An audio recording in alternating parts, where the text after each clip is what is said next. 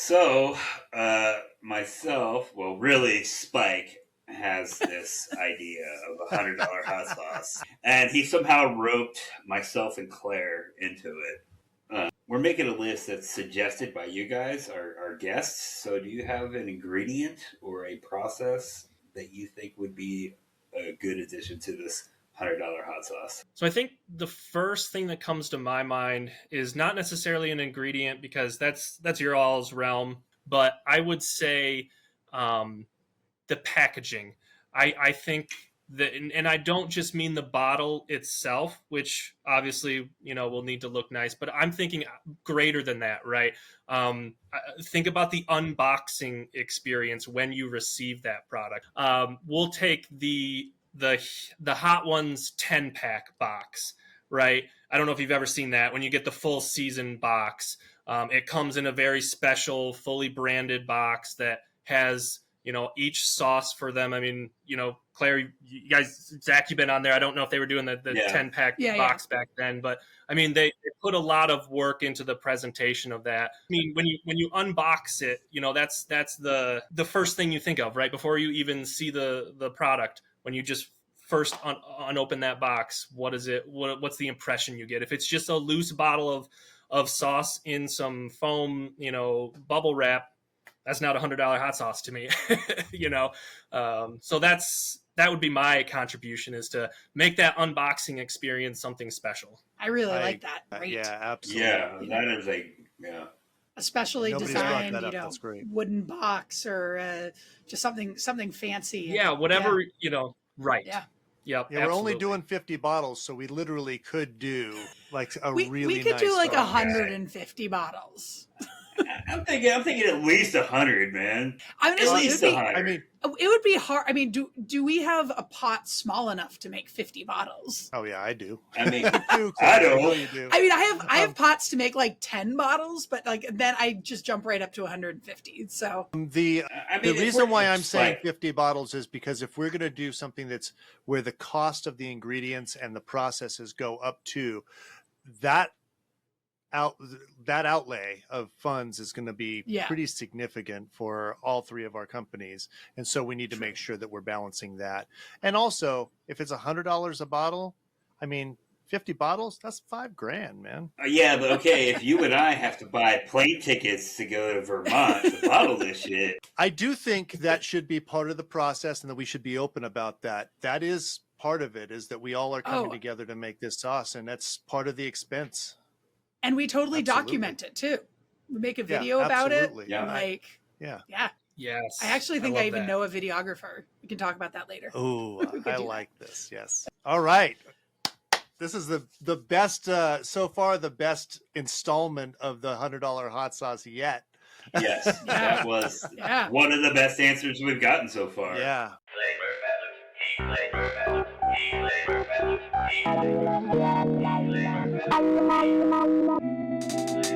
Welcome to Flavor Balance Heat, the podcast for hot sauce lovers and makers. I'm Spike. I'm Zach. And I'm Claire. And today we're talking to Clark Olmsted of Scoville.com.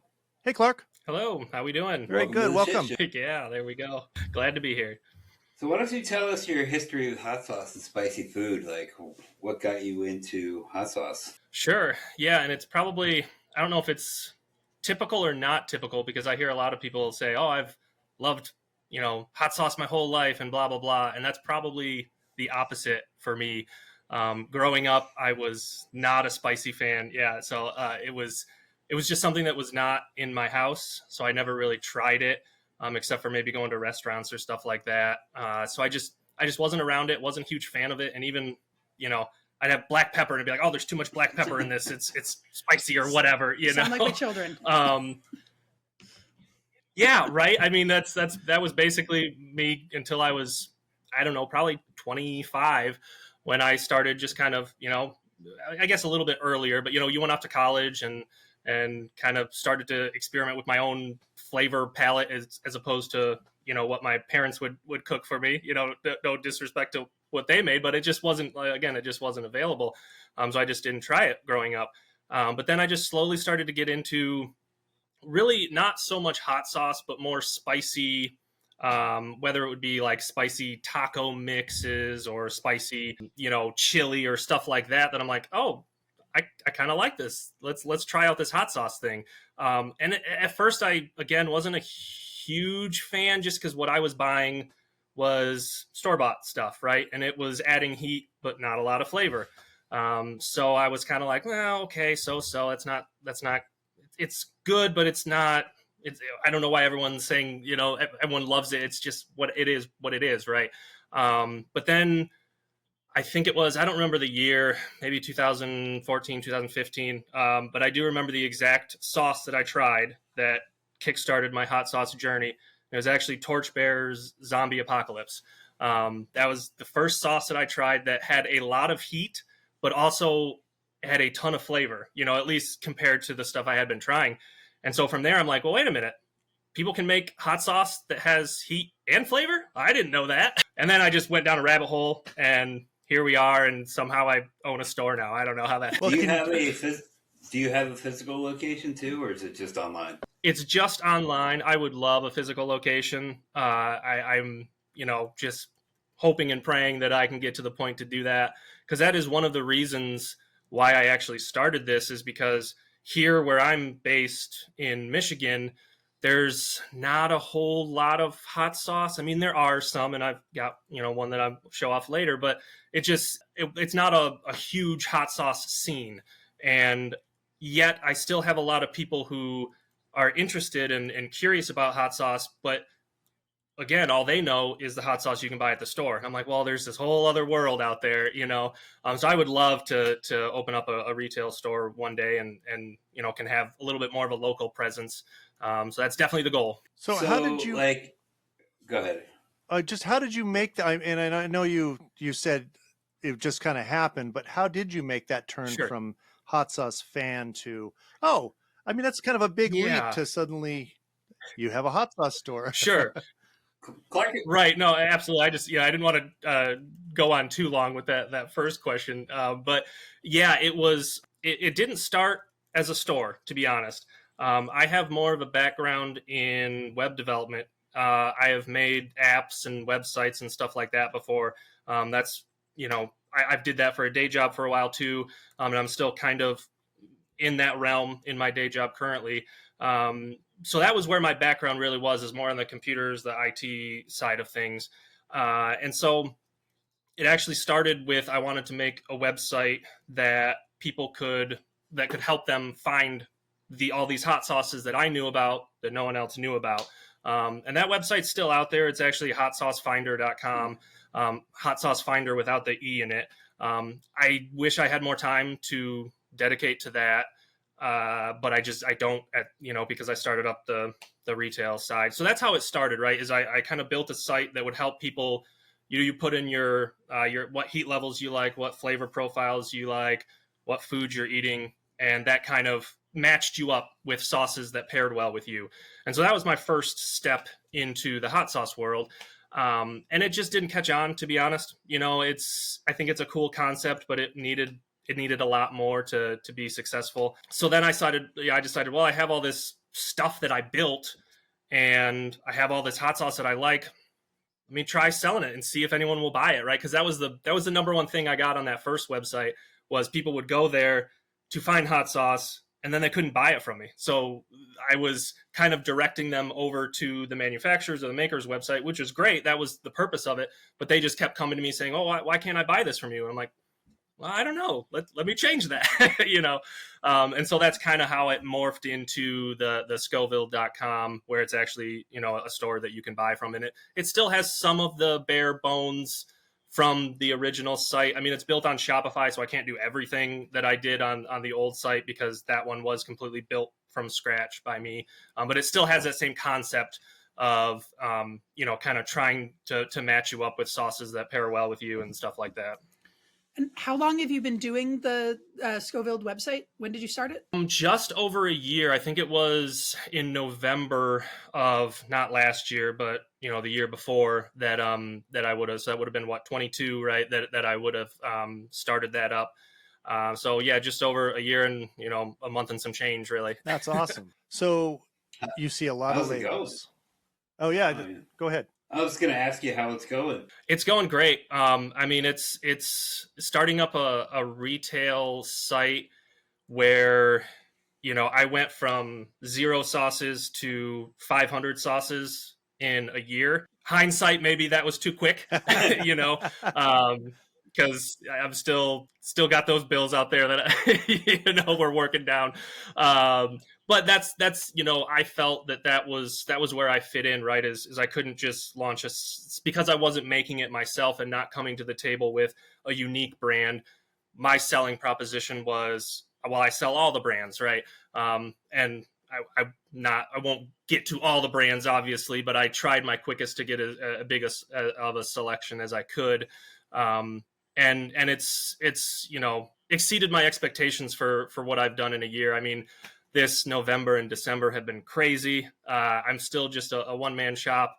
I did have to hire, or at least have some seasonal help during, you know, the kind of Black Friday and then into the Christmas December time frame, which was new for me to have to finally kind of teach someone else what I'm doing here and whatnot.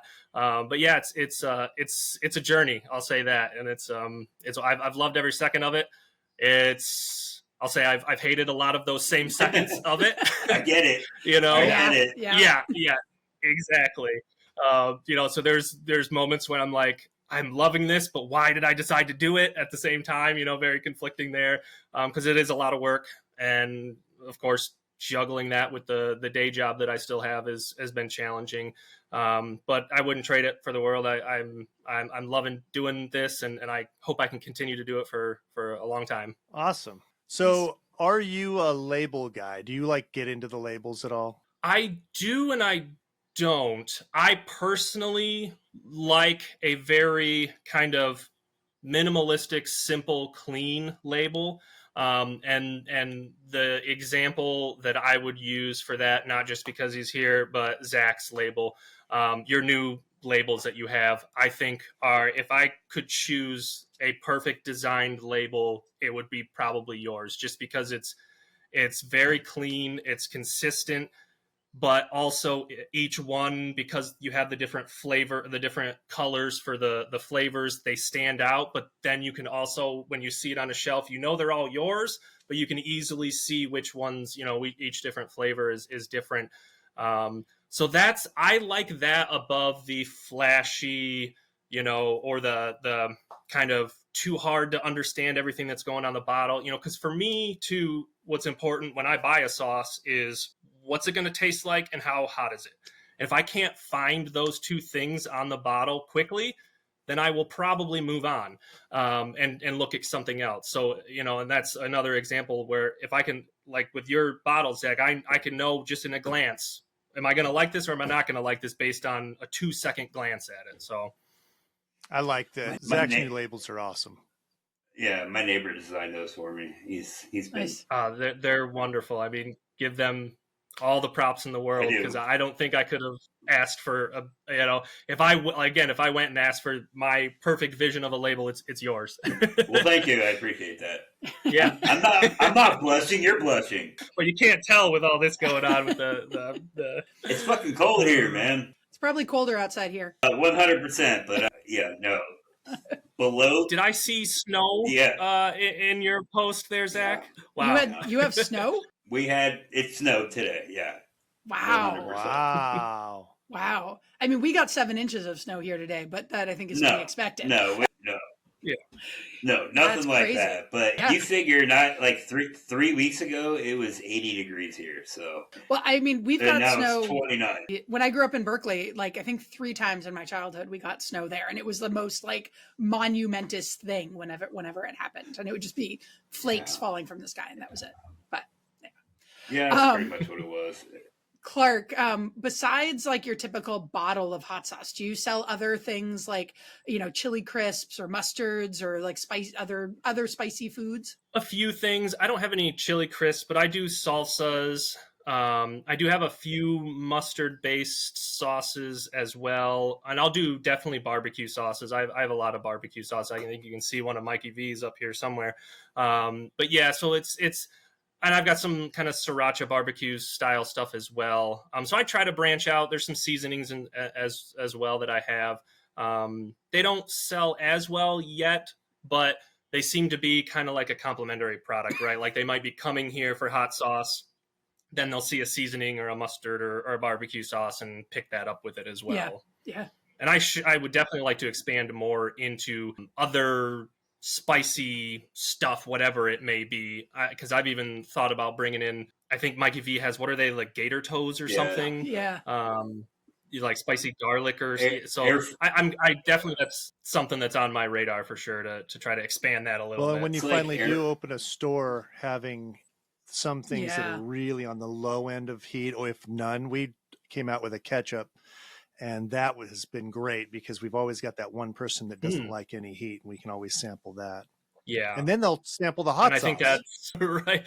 Well, and I think that's going to be an important thing, especially here in Michigan, because we're kind of wimps when it comes to heat. So I've got to definitely, if I do open up a retail store, I've got to, make sure that people are aware that I think there's sometimes this, it might be hot ones or whatever, but there's this stigma that hot sauce has to be really hot, and sure, that's a thing, but to be honest, my palate is more towards the medium or mild stuff. That's where I like the most. And so I think a lot of people don't realize that there's some hot sauce out here that doesn't even have barely any heat. It's just kind of a flavor enhancer, food enhancer. So no, I totally get you there.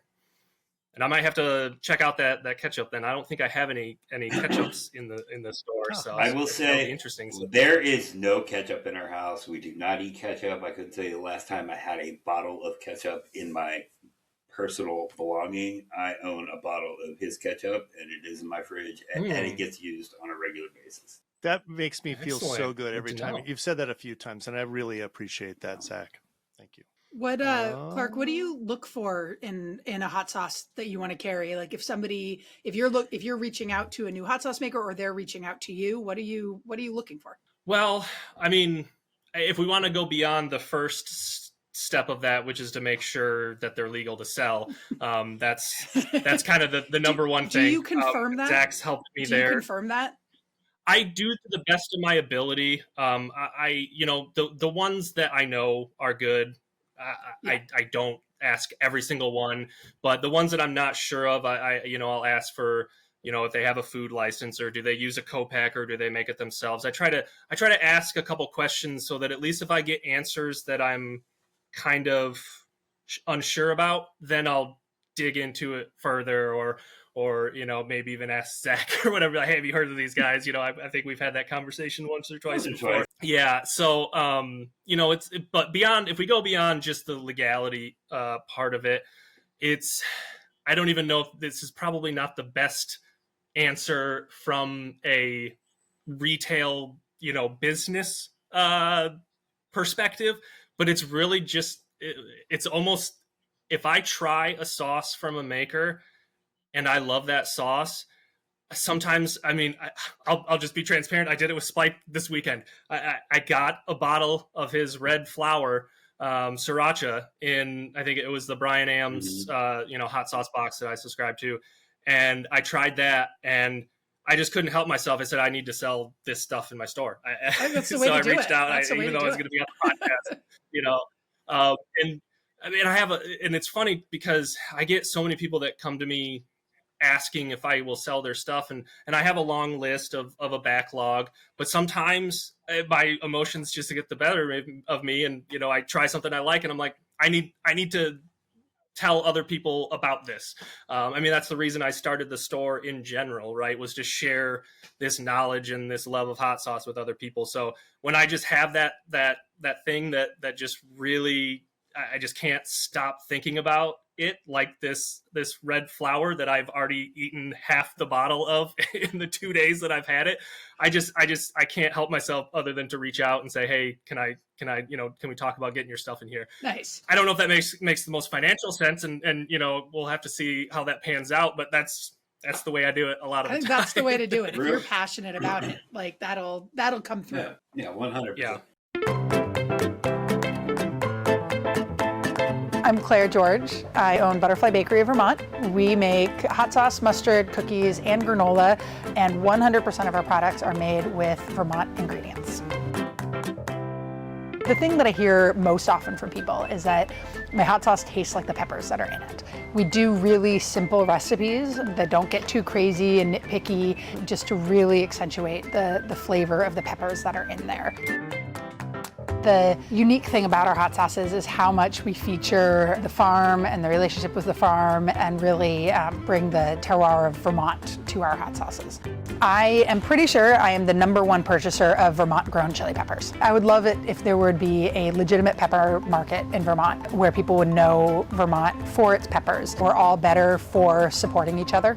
You know, and I think that part really shows itself with the collaborations that I do with the other businesses and the other farms, that I love working together and coming up with new ideas and presenting each other with new challenges. And I think overall that's the attitude here. And I absolutely love it because that's my attitude. I try to live my life with love. The ingredients that I use, I would say that my values are reflected in that, that I use ingredients that, again, feel good, feel loving, feel supportive. The relationship with the farmer was how it all began. If I changed the reason for it being, if I went out and bought some commodity peppers, you know, it might not be as good. You can find Butterfly Bakery of Vermont hot sauce, mustard, granola, and cookies at butterflybakeryvt.com. What are some of your favorite and least favorite hot sauces? You don't have to call anybody out. It could be Lisa. Do it. Your favorite and least favorite styles of sauce. However, you know, you can say whatever you want. We can edit as you wish. No, and I'm just joking. No, I think I'll leave it. I mean, I can use some examples, but if I keep it a little bit vague, taco sauces are probably my favorite. And that might just be because tacos are my favorite food. So that's just a natural thing for me. Anything that's kind of got a tomato base, that style of kind of, you know, spices and cumin and that sort of thing, I love. I use it on everything. And I have one with me that I was going to use for one of the other segments, but this would be a good example. The Mikey V's. I love, you know, tacos so much. That's one of my favorites. If you ask that question later, I'll have to show that again. So that's an example of some of my favorites. If I had to think about my least favorite, the first thing that pops into my head, and it's probably because I tried one of these recently, so it's just recent in my head. I'm not going to name who it is, even though it doesn't really matter because it's a store-bought brand, so they'll be fine. But it's hot sauce. It's smoky hot sauce that I don't want to say it's because they use liquid smoke, but it's smoky hot sauce that is just overpowered with the smoke flavor. That's all I can taste. Is it made? I mean, Is it made with liquid smoke, or is it a black colored sauce? It is made with liquid smoke. Yeah. And I will tell you, it's the only hot sauce that I've ever thrown away. I mean, I usually will, even if I don't like a sauce, I'll be like, I can find a use for it. But this one was just the only thing I got from it was liquid smoke. There was barely even any heat in it. Again, it was a store-bought, so that was part of why there wasn't much heat in it. But it was just, I mean, maybe if I used it as a marinade on the grill, I could create a smoky, you know, flavored, you know, I could mimic smoking something. But just to eat, I'm not, it did not do it for me. Yeah. And that's not to say I don't like smoky sauces. I have one today that I'll do in my hot sauce show and tell that also has liquid smoke in it, but they do it well and it tastes good, and it's not overpowering the rest of the sauce. Well, and liquid smoke you use is important. Yeah. Which kind? Yeah, they vary I'm sure. So you know, much. and I'm sure store-bought sauce, it was probably just whatever came off their supplier's truck, you know, Cisco or whatever, U.S. Foods. Comes in a gallon, it costs like $6. Yep.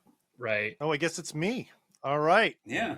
The big Dropping question. the ball here. So I love how much Zach. I refuse to answer this question, and you can obviously refuse to answer it too. So you're stuck on a desert island, right? You were on a ship sank, you're the only survivor, you're on the desert island. All the food from the ship keeps washing ashore, so you have lots of different foods to eat, but there was only one hot sauce on the ship. Which one would you want it to be, or which ones would you hope that one would be? Does that make sense? Sure. And I get why Zach says he is not a fan of this question, only because I have honestly racked my brain. I'm like, I only have to choose one? How can I do this? And honestly, right now, I have two that I'm not sure which I'm going to show you. Because it's such a hard question to just choose one. But if I had to choose one that not only is it the only sauce I'll have for the rest of my life, but it's the sauce that I have to put on all of the food that I'm eating, regardless of what it is. I think I'm going to have to go with, I'll shake it up a little bit here. This is, it's called Super Soft, and it's from Up All Night Bottling Company. I believe they're out of North Carolina. This is pretty mild, but it's a smoked habanero and serrano sauce, and it's fantastic. It's not overpowering in the smoke. It's not overpowering in the heat. And it's made with all, fresh ingredients that I believe he either has a farm or he partners with a farm by him that he gets all the ingredients from. I'm not 100% sure, but I know I just see a lot of pictures of him at the farm. So he's doing something there, to get those. And it's wonderful. And I can put it on anything, whether it's eggs or tacos or chicken. It just pairs well with anything, so it's kind of a very good everyday style sauce. Have you had anything from Claire? I have. I think the only thing I remember having is your cilantro and onion. Is that the cilantro? Is it onion? Yeah. And it's funny because he's got it right there, perfect. And it's funny because I don't like cilantro. And I know, Zach, you mentioned that too. And it took me a while to try that sauce because of that. And I love that sauce. That's awesome. I don't know what it is. It's something about, I don't know if it's because it's cooked, like the cilantro is cooked, I guess. I don't know. There's something about it where I don't get that same just bad aftertaste that I normally get from cilantro. And it's funny because there's a lot of cilantro in there, like a lot of cilantro. It is not light on the cilantro. And the funny thing is I do taste that, right? It's just, it doesn't hit me the way that if I'm eating a taco with a bunch of cilantro on it or a salsa or whatever. And I just get that like soapy kind of whatever. It doesn't come through in your sauce. I've been realizing that a lot of the when you first start a sauce company and you're just like, wow, it's really popular. I don't know why. And I think we have a lot of varieties that are not the popular varieties in the rest of the country. So everybody complains about how supermarket jalapenos are really mild and have no heat. Well, that's largely variety based. They use early jalapenos, which grow really fast, turn over quickly. Mm. I hate early jalapenos. They're a pain in the butt to prep. Their flavor sucks, their heat sucks. So we don't use them. We use jalafuegos or whatever. Yeah, right. Exactly. There's not great. And I think also growing in New England is just different from growing in other places. And so we don't need to transport at large distances and all those things. So I think that there's more, I don't know, varietal luck that I've stumbled into than what, if I were making this somewhere else in the country or just buying commodity, that I wouldn't have that same luck with. Yeah, definitely. I think the other one, do you have a smoked onion one as well? I think I've tried that a long time ago. Yeah. That was and that one was phenomenal. Yeah, that was season 7 of Hot Ones, and it's still our most popular sauce. And then more recently we have the Taco Vibes that was number 9 on Hot Ones on season 20. then that's I'm surprised that's not I think I have a bottle of that. I love that sauce. Yeah, I think I have a bottle of that somewhere around here. Haven't cracked it open yet. I'll have to do that. I should have brought it out for this. Well, and I mean, it's a killer one. It's really, it's like everybody wears PPE when we're doing it. And just full gear, respirator, all of that. Yeah. But I should send you some more sauces. We've got a lot of stuff. Well, I've actually been talking to, is it Peter? Oh, okay. You have been talking to Peter. Okay. Yeah. He reached out a couple months ago, actually. And so we've been kind of talking back and forth. And so we're just I'm trying to find the right time, but yeah, that's, cool. I definitely need to get some more of those. Cool. Yeah. No, Peter's great. So I'm glad he's talking to you. Flavor Balance Heat, the podcast for hot sauce lovers and makers, is brought to you by Irish Spike's unique hot sauces and Vandal pepper sauces. I'm Spike, the owner and executive saucier. Our sauces are handmade in the Pacific Northwest using the best possible ingredient. We believe that hot sauce equates to a balance of sensational heat coupled with a robust and complex flavor profile. Live your hottest life with Irish Spikes. Irish Spike's unique hot sauces and Vandal pepper sauces are available at saucecult.com. Yeah. What inspires you in the hot sauce world or otherwise? Wow, that's a good question. I think so. I'll answer that in two parts, maybe just in general, and then more specific about the hot sauce world. I think what inspires me just in general is I've always had a desire to be an entrepreneur and to own my own business. I've tried several times and failed, which is fine. You know, that's the way you learn. And I'm really hoping for the day that I can do this as my job and not just have it be, oh, you sell hot sauce? That's cute. I want it to actually be my full-time, provides my income, that sort of thing. Just because I get so much more joy out of that. Not that I don't I have a great day job. I love my company. I love my boss. Everything like that is fine.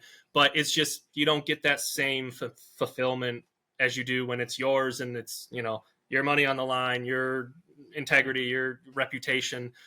It's so much more rewarding and fulfilling. So that's in general what has kind of prompted me to do this.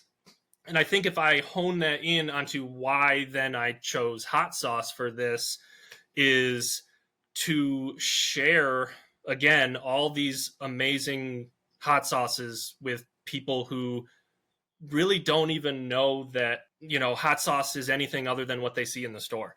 Because that's what I have so many friends that they now like hot sauce because I've shown them that there's more than what's there.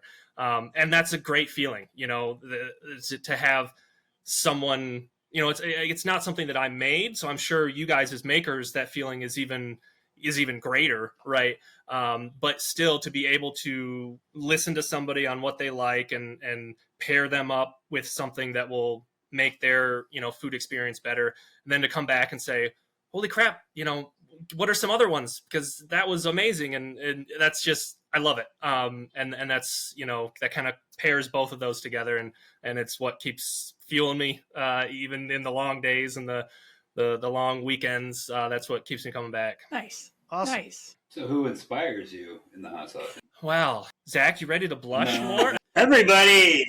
There's too many people. I don't. No, you're not allowed to be inspired by me. Yes, you. All right, you are. Let me see if I. I'm fucking with you. Well, it's because Zach, I can see that same passion that you have for doing things the right way, and making sure that even when you might get into some, I won't call them arguments, but when you check people on certain things, you're doing it for the right reasons, right? You're protecting this community. And that's why I love this community, because I haven't seen that in anywhere else, any other industry that I'm a part of. I don't remember what episode, but I think you guys talked about, maybe it was you, Claire, who said I don't see a mustard community like this something. It's just, we look out for each other. And even though you guys are all, competing with each other in some sense of the word, you're all close together and you're helping each other. and Zach, I think you just embody that to the nth degree. So that's there, and there are many more out there just like you. I mean, Mikey V is another one where I can come to him and ask him questions. He doesn't know who I am, but he'll still help me. That doesn't happen in a lot of places. Yeah, I mean, that's just how it is. I mean, I don't even know how Spike and I connected, man. Like, we were trying to figure out the FDA shit at the same time, like, filing all the stuff on the FDA website. And somehow we, like, I don't know, connected, became friends. And he told me back then, he's like, community over competition. And it stuck with me, man. Which, by the way, was said to me by the people over at Secret Aardvark. Oh, there you go. So, we're just carrying on tradition, man. And that's wonderful, because I felt when I first, I've only been doing this for, like I said, a year and a little bit longer if you count the other website, but I was very nervous, to enter into this community and have people not trust me or reject me or whatever. And it's been the exact opposite. I mean, I've had nothing but some support from everybody. I mean, you might have a few, outliers to that, but for the most part, everyone has been extremely welcoming, and it's wonderful. I like a few outliers. I mean, there's always outliers. There always will be. Yeah, there's those people you'd be like, but you just, you try to give them some information, they get all defensive, and all of a sudden they want to take you out in the parking lot box, and you're like, "Cool, man, I'll buy you the ticket," And then their attitude changes, but whatever. So but luckily they are the outliers, at least in my experience. It's not the norm, 100%. And that's what I like. Absolutely. So really, Spike has this idea of $100 hot sauce, and he somehow roped myself and Claire into it. You've heard this saga then, if you've been watching or listening to the podcast. Yes. So we're planning on making a $100 hot sauce where the level of ingredients and the processes we use warrant a $100 price tag. We're making a list of ingredients and or processes. We're making a list that's suggested by you guys, our guests. So do you have an ingredient or a process that you think would be a good addition to this $100 hot sauce? So I think the first thing that comes to my mind is not necessarily an ingredient, because that's your all's realm, and I don't feel qualified to speak on that. But I would say the packaging. I think that, and I don't just mean the bottle itself, which obviously, will need to look nice, but I'm thinking greater than that, right? Think about the unboxing experience when you receive that product. I mean, when you receive something from, well, this might not be the best example based on some things I've seen on the Facebook group, but we'll take the Hot Ones 10-pack box, right? I don't know if you've ever seen that. When you get the full season box, it comes in a very special, fully branded box that has, each sauce for them. I mean, Claire, you guys, Zach, you've been on there. I don't know if they were doing the 10-pack box back then, but I mean, they put a lot of work into the presentation of that. Now, maybe you could put a little bit more work into the padding so that I don't see as many posts on up and breaking. But I'm just speaking more about that. I didn't mean to put them on blast, but I just mean when you unbox it, I think that's the first thing you think of, right? Before you even see the product, when you just first unopen that box, what is it? What's the impression you get? If it's just a loose bottle of sauce in some foam, bubble wrap, that's not $100 hot sauce to me, So that would be my contribution, is to make that unboxing experience something special. I really like that. Great. Yeah, absolutely. Yeah, that is a specially designed, That's great. wooden box, or just something fancy. Yeah, whatever, right. Yeah. Yep, yeah, we're only doing 50 bottles, so we literally could do like we could nice do like bar. 150 bottles.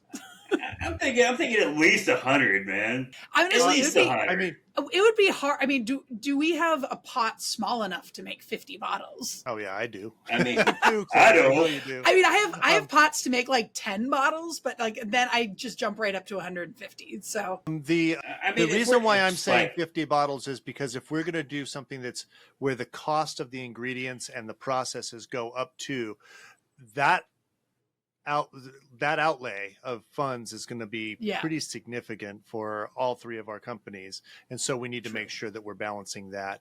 And also, if it's $100 a bottle, I mean, 50 bottles, that's $5,000, man. Yeah, but okay, if you and I have to buy plane tickets to go to Vermont to bottle this shit. I do think that should be part of the process and that we should be open about that. That is part of it, is that we all are coming together to make this sauce, and that's part of the expense. And we totally document it too. We make a video about it. Yeah. Like, yeah. Yes. I actually think I even know a videographer. We can talk about that later. Oh, I like this. Yes. All right.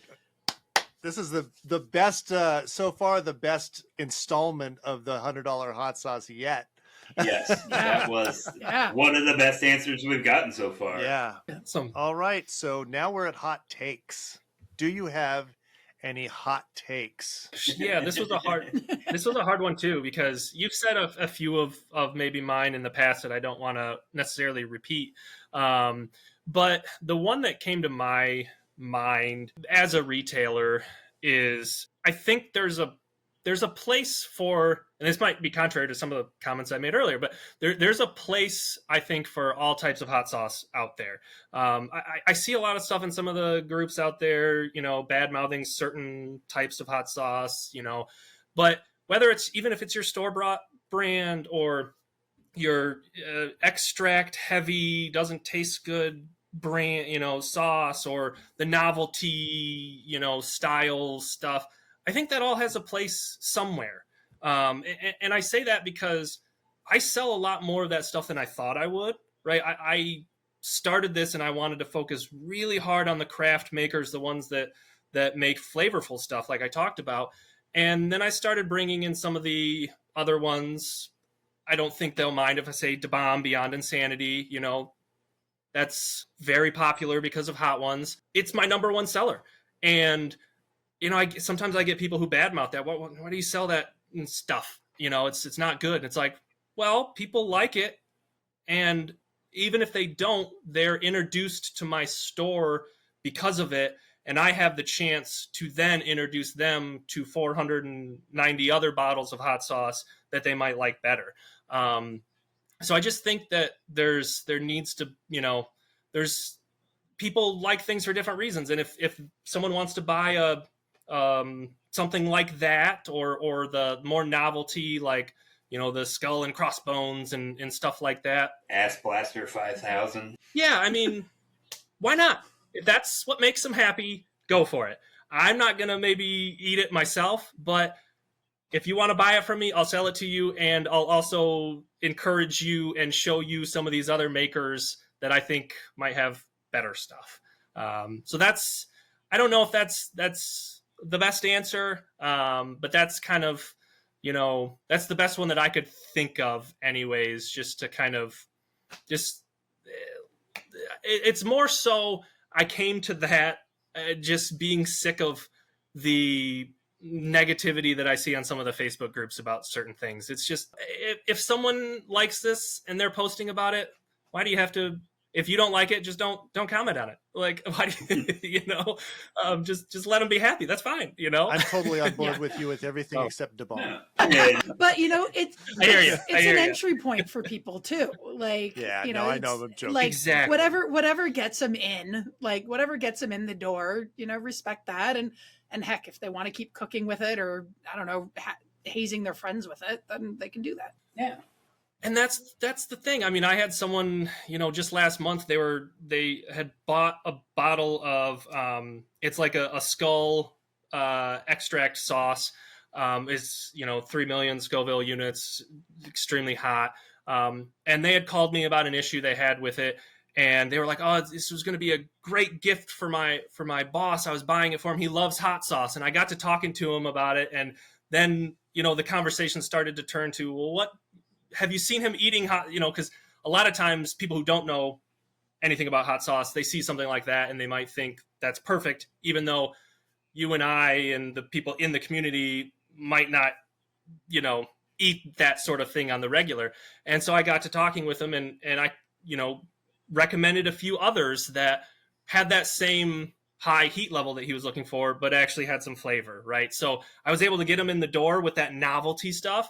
And then I was able to, introduce him to some of the other makers that have, a little bit more flavorful stuff. Let me put it that way. So like you said, entry point, that's it's perfect way to put it. Well, I don't like to put any boundaries on what I can. For me, I expect, so I love what Claire does. Claire says, I'm going to only use ingredients from Vermont. I think I have a lot of respect for that. But I also, on my end, kind of like the same thing on the other side of the coin, where I have every intention to take an extract and make a good sauce out of it, because I just want to see if I can. And I don't see a lot of that. I like to do that with things that you can't use. I have a sauce that has liquid smoke in it. I don't like liquid smoke, but I like that sauce. So, I just was picky about the liquid smoke I used. That's kind of my thing. It's my take on, I remember when molecular gastronomy first started and all the chefs in the industry were like, what in the hell are they doing? And then a couple of years later, they're like, that's the best. And every chef wanted to be doing molecular gastronomy. Oh my God, to the point where it was like, just shut up. Nobody cares anymore. It was great 5 years ago. Please stop. And that's great. I think both things create an industry that thrives. It's kind of like a circulatory system. We've got things going both ways. Awesome. Yeah, absolutely. And I love that. I love that you kind of challenge yourself to say, well, this is traditionally people scoff at this, but I'm going to make something with it and show them that I can make it taste Absolutely. good. That's I love it. But the bomb still sucks. I have yet to consume any Da Bomb products. Yeah, me neither. We have it in the house, but I've never had it. I mean, some of their other stuff is actually good. And not only just Da Bomb, but the company that produces Da Bomb Spice and Foods, they have some really, really flavorful stuff. So the Da Bomb, the one that you see out there, the Beyond Insanity, that's the Hot Ones one, and even the actual one that Hot Ones sells, that's the extract free, the Evolution is good. Yeah. So I hear there's. But if you want, I could send you a bottle, Zach. I'm good, man. I've only had that on wing challenges when we get some of my friends get together and we do some wing challenges, and yeah, that's good. The once a year on that's enough for me. Clark, I'm curious about your subscription box, because I see that it's like a curated subscription box, and I'm really curious how that works. Yeah, so that was an idea that kind of came from the Hot Sauce Finder website that I originally had, was kind of taking that premise into my subscription box. And it was actually, to be honest, that's kind of what started my whole journey into this really from the start, was that I didn't see anyone doing that.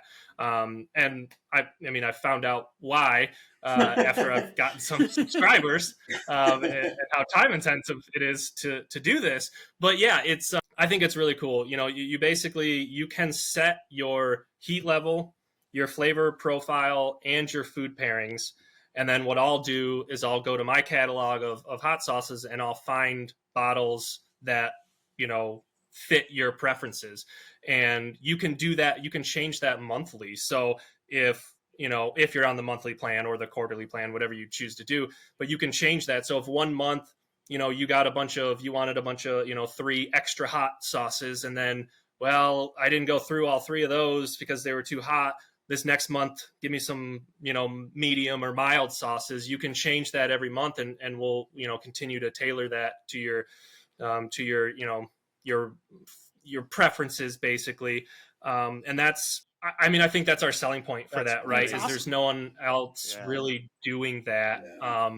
And it's a lot of work to custom curate those. I do have a little bit of help from, some back end stuff that I've set up on the website to help me with some guidance there. But for the most part, it's still me just kind of hand picking them and saying, yeah, that one, that type of thing. Cool. Yeah, it just seems really cool. I've never subscribed to a sub box before, but I know another big one out there that's not the hot ones. Sometimes people order the extra hot box and they'll be getting sauces that are definitely not extra hot.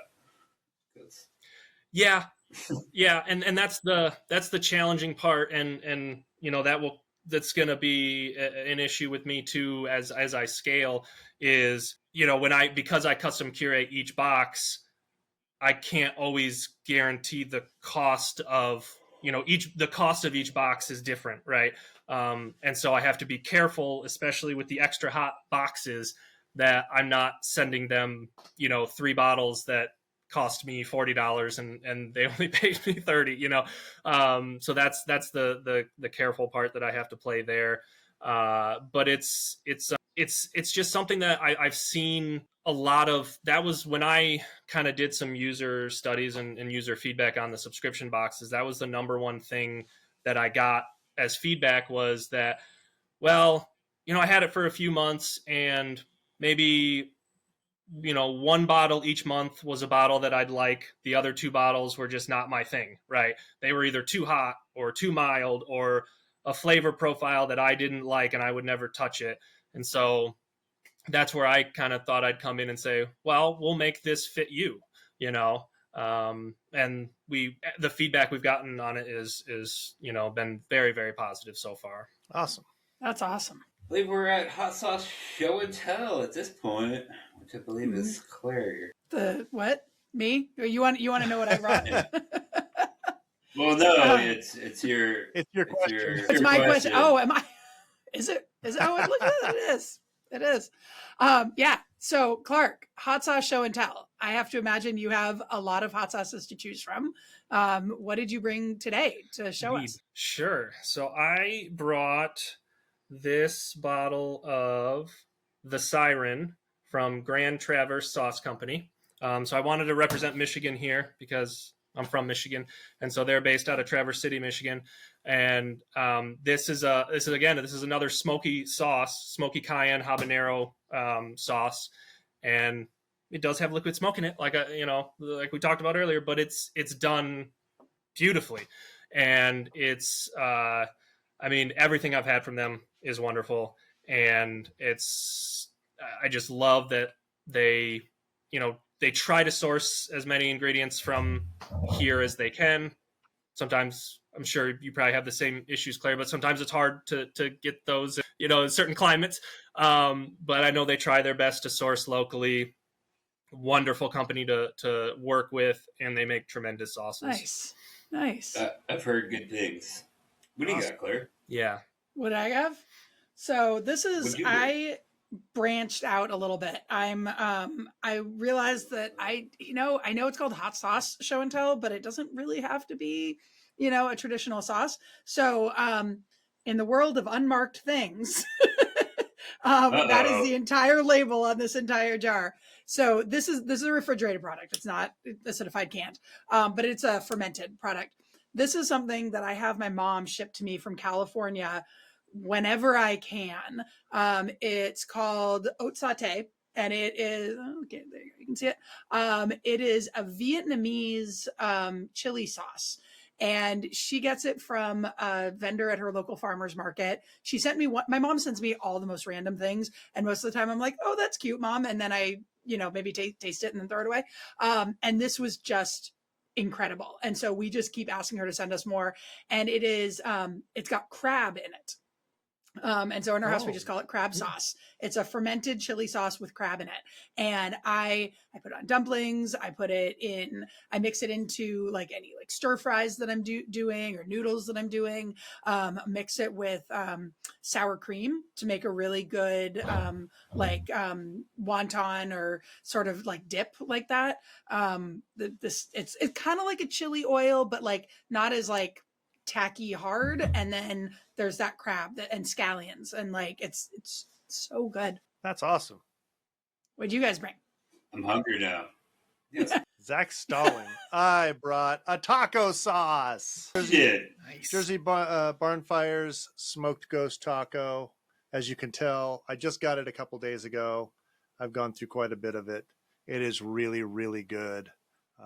Thank you, John. This is fantastic. I have to try them. I haven't tried Jersey Bonfire yet, and he's reached out to me, and I really got to get some of his stuff in here because I've heard nothing but fantastic stuff. Yeah. What about you, Zach? My turn? Yeah. We got some Uncle Mungo's from Australia. It's their scorpion wing sauce. Ooh. Nice. So we should probably have this guy on the show at some point. The time difference is like fucking chaotic. But he's got a similar story to mine. Homeless, like drug addict, turned hot saucier, and he's just killing it. Awesome. Yeah, we definitely need to have him on. We'll have to figure out the timing on it, but we can have a wonky day or something. Well, you know what? Haskell's from the UK wants to be on too. Also, time difference issues. Did I already book him? We'll figure it out. What? Yeah. We'll 5 They're 8 hours ahead of East. 8 hours from you. Yeah. Yeah. I've got a friend in Scotland, and we work it out. I mean, I'm talking to him, and it's morning here, and it's evening there. So, or the other way around. All right. Awesome. Well, Clark, as we come to a close of this episode of Flavor Balance Heat, do you have any questions for us? Any questions for you guys? I don't think so. I can't really think of any off the top of my head. Maybe we'll see. This will, see where the question goes on the answer and if it'll make it into the episode. But do you have any tips for someone, like me, just starting out in this kind of realm that, wants to succeed, but is trying to figure out how to make it profitable is the best way I can put it. Who's having a lot of success, but is not there yet from a numbers standpoint. Yeah, you're not going to make any money. That's what I keep hearing. Yeah. You want to know how to make $1 million in the hot sauce industry? Start with 5. Yeah, start with 5. Yeah, there you go. I mean, ultimately, man, it's pretty custom business-wise that you don't really make money your first couple of years. If you survive the first 2 years, not saying that you won't. I'm sorry that came off that way. No. Then you'll start to, you'll be bumping into black after that. Maybe not like expansively, but unless you have somebody fuck you over, and then. I do have a tip. Go ahead. I was to say. Yeah, I am. Okay. So I think you should. You got help this Christmas. That's good. As it gets to that point, as soon as you feel it at that point, get help on a regular basis. Get somebody that you can rely on. Even if it means you don't make as much or it's the line is close, you'll move forward faster as soon as you get that help. Yeah, no, that makes perfect sense because, I think I'm at that point where that's going to be helpful because, I'm running into roadblocks just by having not enough time in the day. And there's things that I want to do that I don't have time because I'm packing orders and bringing in new inventory. And so, no, that's a great tip is to, bring someone in to help that level. I do have a tip, man. Make sure you have at least one day to yourself where you don't do any work, nothing hot sauce related either. I don't know if are you married with kids or? I'm not. Just make sure you have a day of you, because if you don't, you're gonna go fucking crazy. And don't let anybody talk you into doing a podcast on that day. Yeah. I was just gonna say, is that Sunday for you, Zach? It was. It used to be. Along the lines of what Spike said, like I often find myself getting annoyed at like a new thing that will bring us in more money. Like an order will come in and I'll be like, crap, I've got other things I need to be doing. And I'm like, that anytime that I'm getting frustrated at sales or things that'll help the business be more successful, that's the time when I realize I either don't have enough employees, or I don't have the right employees or doing the right things, because at no time should I be frustrated at the idea of making money. Right. Yeah. And I feel that, because I've had that a couple times where, you know, I pack orders every single day just because I have to keep up with them with the limited amount of time that I have. And I'll be getting close to the end, and then I hear my phone go off that I got another order. And instead of being extremely excited like I should be, I'm like, well, I'll be out here longer. It's like, that's not the right mentality to have. What am I doing here? So that's a great mentality started, for your employees to have, by the way. Yeah. I mean, when I first started, I would pack orders every day. I was still painting houses and, you know, doing hot sauce on the side. And I was packing orders every day. And then it got to the point where I was painting houses and then making sauce and then packing orders like every day.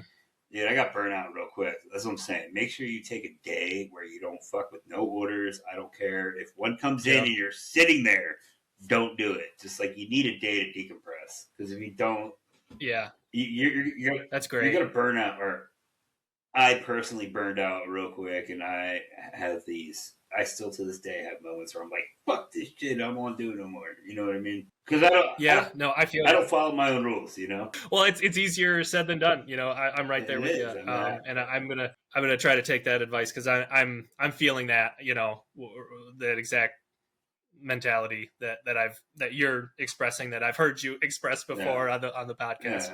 And that's why I said it's a love-hate relationship with owning your own business, right? You love it, but then sometimes you're like, why did I decide to do that?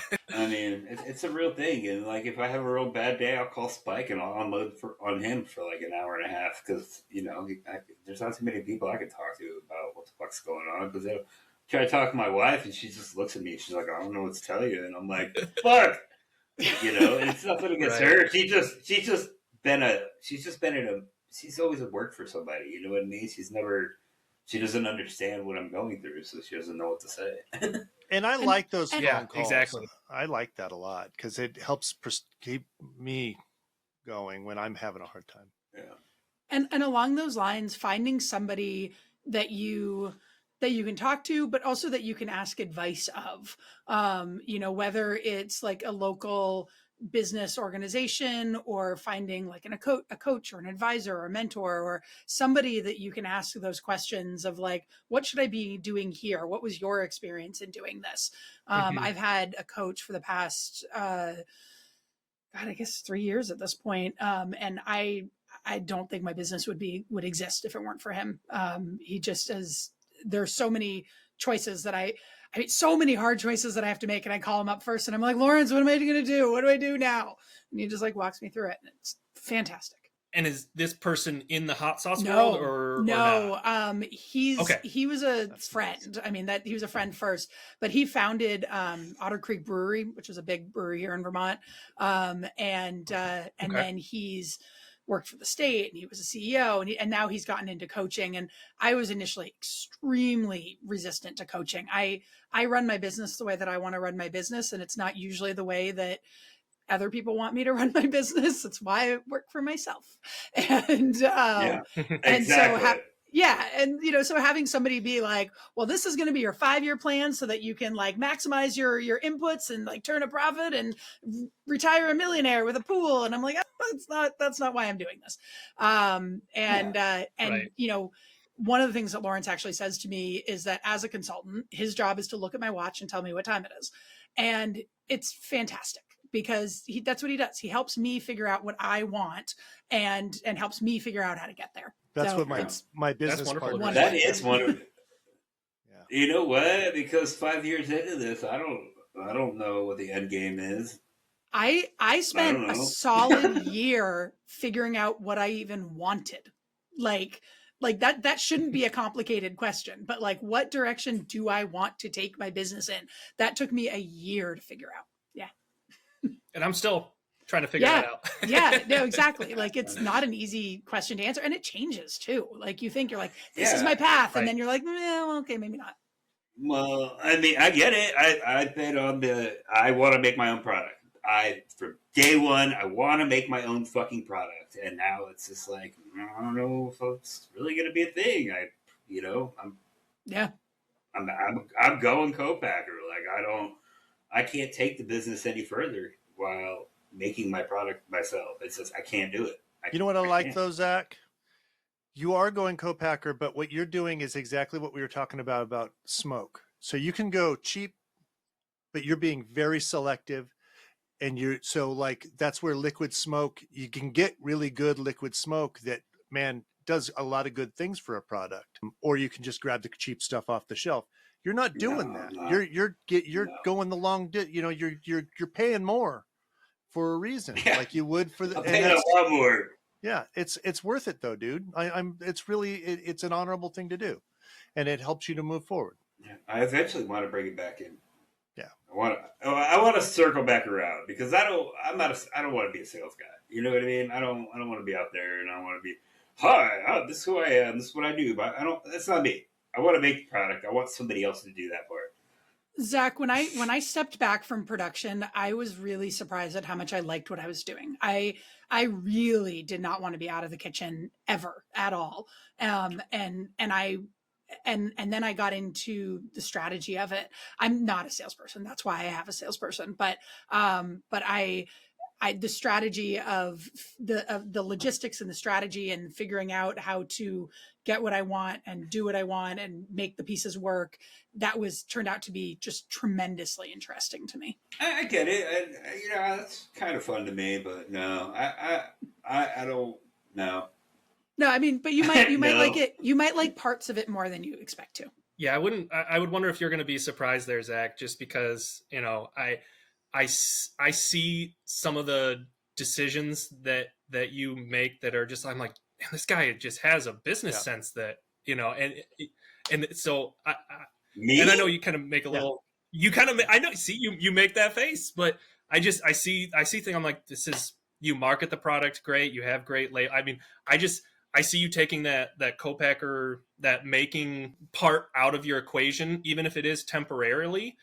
That way you can spend the time to grow the business so that you'll be able, if you want to, go back into it and then have your own facility that makes it at the volume that you need. Yeah. I mean, because what I've seen or just heard from your talks, and again, I'm not a maker, so I can't talk to the specifics, but it does seem like you're running up to similar things, and just that you're limited by your time, right? You're spending a whole bunch of time making all this sauce and fire roasting everything. I'm limited. I'm limited by my shared kitchen space is what it is, because just to even make bottled product, I gotta get shit to the kitchen from the warehouse, like glass, whatever else, and then I gotta go drive and buy ingredients because Cisco is 30% more and only comes 1 day a week, and it's like the middle of the week, which fucks me on 3 days of production.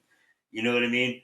And then it's like, go to the kitchen, bottle it, box it all up, take it back over to the warehouse where I unbox it again and put it through the packaging line, where it gets boxed up again, and then I touch it again to ship it. I just touch product entirely way too much right now. Entirely way too much. Yeah, and what I'm not hearing in all of this is you out there marketing and selling the product, right? I mean, of course, seems like your product sells itself a lot of the time, which is fantastic. But I think, having more time to dedicate to that, I think you'll be surprised, like Claire said, what you might just naturally fall into. I don't know. We'll see. But the first 3 years we were in business, I touched got a every knack for it. single Let me put it that way. Yeah. And I haven't touched a bottle on the processing line in a while. Because I have to make myself not. But I agree with Claire. I thought I would never want to do that. And now I am so much happier not doing that and leaving that to my employees to do, and just overseeing them, making sure that they're doing right, encouraging them, making them care about our product as much as I do, gives me that same feeling as doing it. And so it's about like infusing that into the people that work for you. So, for instance, I mean, I've been doing this in Tucson since 2020. You know what I mean? That's, I don't know, we're going on 4 years now, and I'm only available in 13 stores in Tucson. Like, that shouldn't be a thing. That shouldn't be a thing. Like, actually, you should be able to go anywhere in Tucson and get high desert. I mean, it's a Tucson fucking product. You know what I mean? See how many see how many stores in Arizona proper. One of the things that I love about stepping out of the kitchen is I had this dawning realization one day that I was like, I can buy long sleeve shirts now. Yes. I didn't have to wear short sleeve shirts all the time because I was always getting, I was always pushing them up, and so I always had short sleeve shirts. But then I was like, I'm sitting in an office, I can wear a long sleeve shirt. Look at me being all fancy. Right. Yeah. Like, we're only available in 23 stores total in the whole state of Arizona. Like, it doesn't make sense to me. I was I was working on new hot sauces today with my daughter, who works on the line for us and bottles for us. And I said, yeah, last week when we were testing sauces, I ruined my shirt. And it used to happen all the time. Most of my shirts were just garbage. And she goes, welcome to the club, with like a little snide little edge to it. And I was like, oh yeah, that's right. Most of my shirts don't do that anymore, but all of hers do. Yep. So, yep. Yeah. You know what though? I will probably not miss like my entire wardrobe smelling like hot sauce. Yeah. That was like when I moved hot sauce production out of my house. Like that was amazing. Like my exercise, everything in the house permeated the vinegar, and I would exercise and I would just like sweat the hot sauce. Yeah, it's awful. Yeah. Was it last January? He just picked up Ghost of Saffron like for a sub box. It was like 7,200 bottles or something. And I'm not even shitting you. Like, even after washing my clothes, all I could smell was Ghost of Saffron for fucking months. Yeah. Yeah. Yeah. Yeah, I can tell when my kitchen crew comes down to the offices, they're on opposite ends of the building, I can smell on them which sauce that they're making in the kitchen. I know which one it is. Clark, do you have any big plans for this coming year, 2024? Any big plans? I would love for this to be the year that I can say sayonara to the day job. That's probably my biggest plan. I don't know if it'll happen. And again, I love my day job, but I've been trying to do that for basically my whole life. And this is the first one that, I've probably lost count 3 or 4 different businesses that I've tried over the last 15 years.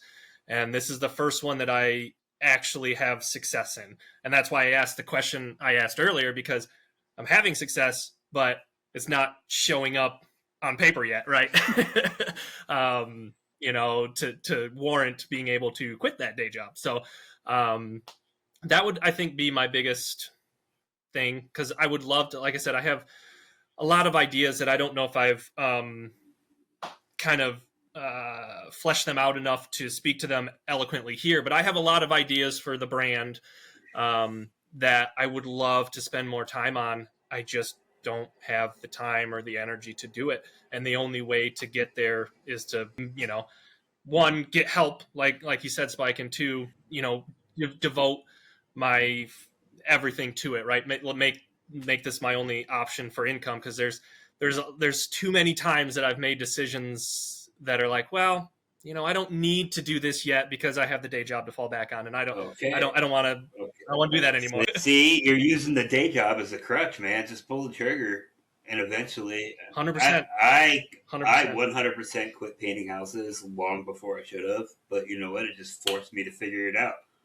I had to figure it out. Yeah. I didn't have a choice because I wasn't going back to painting houses. I had to make money making hot sauce in some capacity, or we were going to be fucked. So right, just pull the triggers. Just do it. Oh yeah, it's easy. Yeah, don't worry about the mortgage or the any of that stuff. See, I had the advantage of starting my company when I was like 22. So I had no anything. I had a roommate who got really annoyed at my business taking over the apartment. But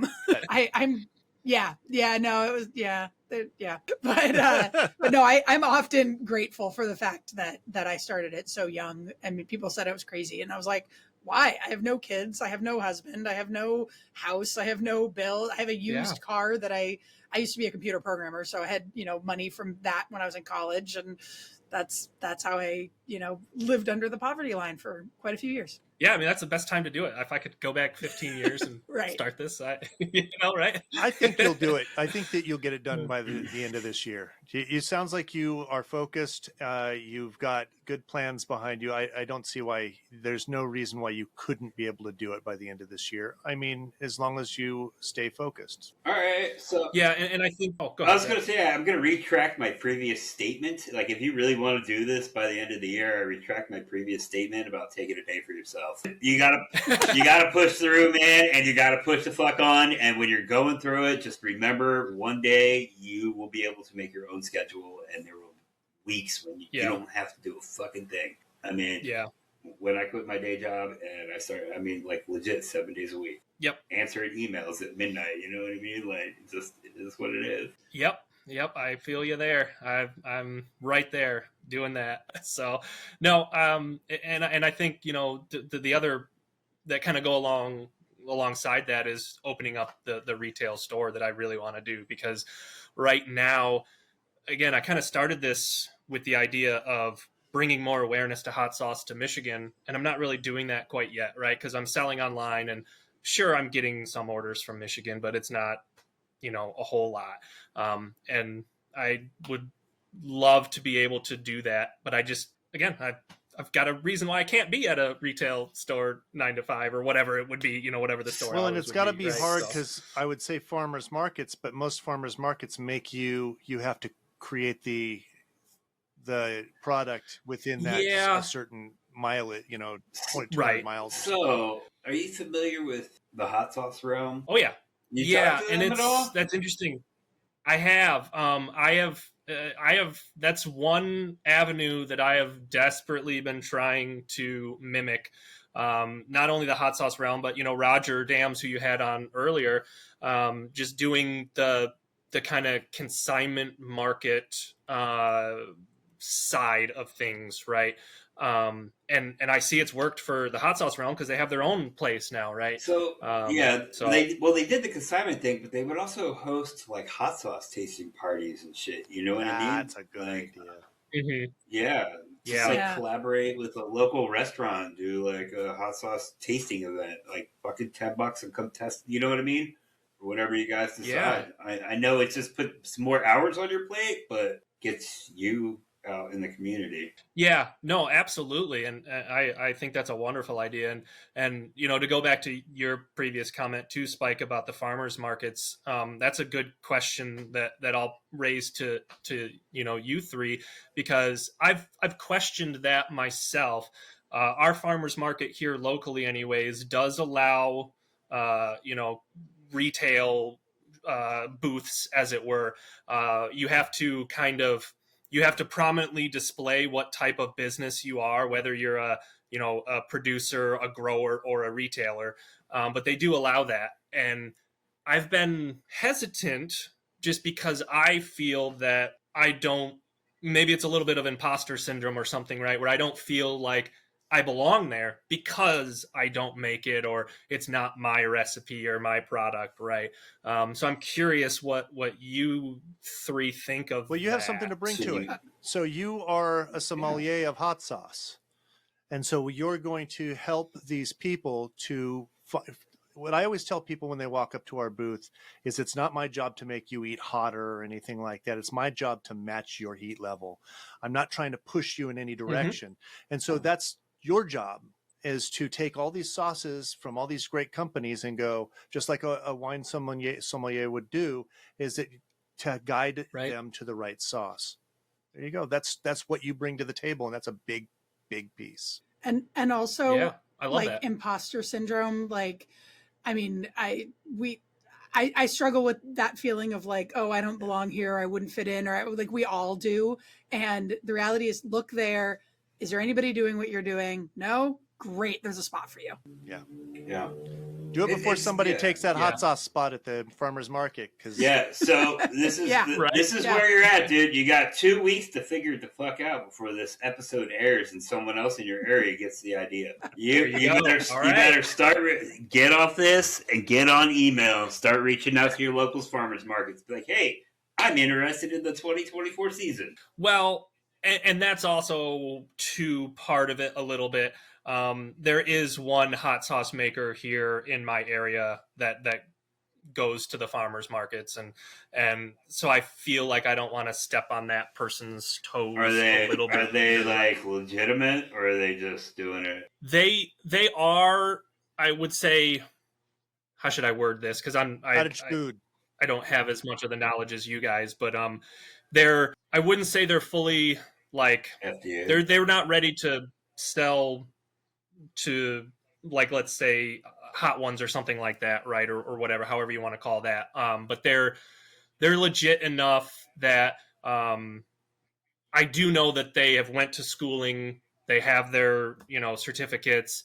I do know that they even get a special exemption from, I believe it's the FDA, to not have to put a nutritional label on their sauces because they're so low volume. Yeah. So they've done enough homework to know what's legal for them at their size, but they're not big enough to, and I don't think they have a desire to be big enough to go beyond that. If that's sense. If they don't have the desire to go beyond that, you do. I don't think that there's anything wrong with that, though you may think about partnering with them in some way. Yeah. I've thought about that as well. Cause we are, we've been in communication. One popular, or one thing that I often tell in my story is that I was just, sales were low at the farmer's market, and I was experimenting, and I decided to try new stuff. And I tried a lot of new things. I tried, macaroons and cakes and all kinds of things. And then I would trade those items with farmers with whatever they had left, and I would make things out of those items and sell those. Hot sauce was really popular, and that took off. And like, that's a common story I tell. The part of it that I don't tell is we had another hot sauce maker at the farmer's market at the time. And initially I was like, oh, I'm not going to make hot sauce. He's already here. He's already doing his thing. This is just my little, for fun thing. This is his real thing. I'm not going to do it. He then met a girl, moved out of the area, and started selling at a different hot sauce or a different farmer's market. And so I was like, oh, he's gone. I can start selling. And I'm so glad that I did, because I was just going to stop myself. Like, nobody told me no except for me. Right. And, you can let the powers that be at that farmer's market decide. We already have a hot sauce vendor. We don't need another one. Like, you don't have to say no to you. And you can let somebody else say no to you.